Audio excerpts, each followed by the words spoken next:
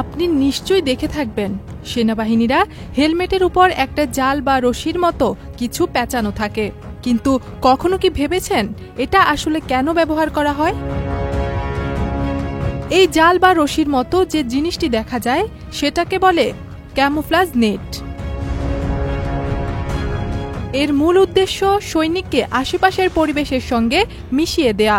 এই নেট বা রশির ফাঁকে গাছের পাতা, ঘাস বা মাটির টুকরো গুজে দিলে হেলমেটটি আর চকচকে বা আলাদা কিছু মনে হয় না।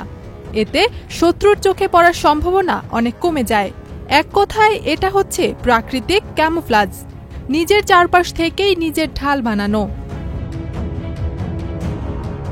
বান্ডেল থাকলে প্রতি সেনমানিতে টাকা বাঁচবে।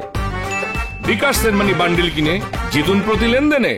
শুধু ক্যামোফ্লাজই নয়, এই নেট আরেকভাবে সাহায্য করে।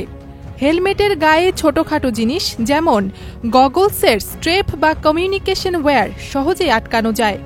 তথ্য অনুযায়ী দ্বিতীয় বিশ্বযুদ্ধ থেকেই এই ক্যামোফ্লাজ নেটের ব্যবহার শুরু হয়।